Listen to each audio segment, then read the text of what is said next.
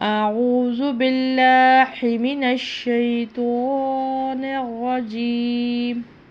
تختی نمبر 11 مشق سکون۔ بسم اللہ الرحمن الرحیم۔ مشق سکون یعنی جزم والی تختی یا مشق۔ آج ہم اس تختی کا 51واں لفظ پڑھ رہے ہیں۔ سب سے پہلے اس کی علامت کو سمجھ لیتے۔ یہ جزم کی علامت ہے۔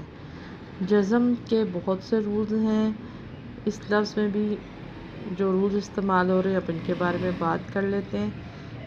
سب سے پہلے جزم جس حرف پر تھی اس کو ساکن کرتے ہیں اور وہ ہمیشہ ایک بار پڑھا جاتا ہے پچھلے والے حرف کے ساتھ ملا کر یا جوڑ کر۔ اب اس میں مزید 2 رولز اور ہیں اور بہت مین اور خاص رول ہے۔ ایک ہے غنّے کا اور ایک ہے قلقلہ والا۔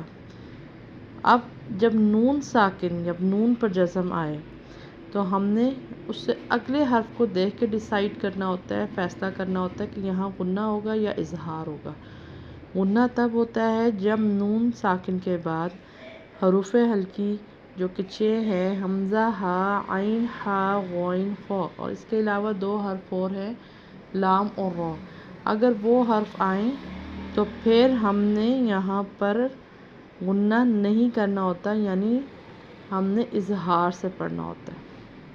یہاں پر چونکہ ان حروف میں سے کوئی حرف نہیں ہے اس لیے ہم یہاں پر غنّہ کریں گے۔ اسی طرح با حروف قلقلہ میں سے حروف قلقلہ 5 ہوتے ہیں، با، جیم، دال، تو، قاف۔ اگر یہ حروف ساکن ہوں، اگر ان پہ جزم آئے تو ہم نے ان کو قلقلہ کر کے پڑھنا ہوتا ہے، یعنی تھوڑی سی جنبش دے کے یا ہلا کر پڑھنا ہوتا ہے، جس کا طریقہ یہ ہوتا ہے کہ جس مخرج سے وہ حرف ادا ہو رہا ہے اسی سے جا کے آواز دوبارہ ٹکرائے۔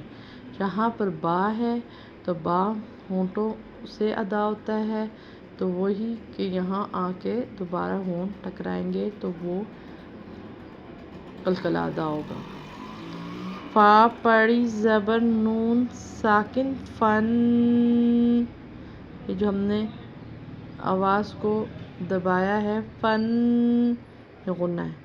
صاد پڑی زبر با ساکن صب، فن، صب۔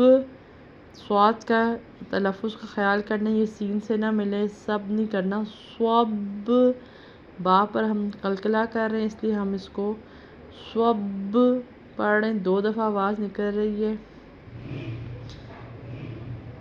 یہ آسان لفظ ہے، پریکٹس کریں، انشاءاللہ جلد آ جائے گا۔ اللہ حافظ۔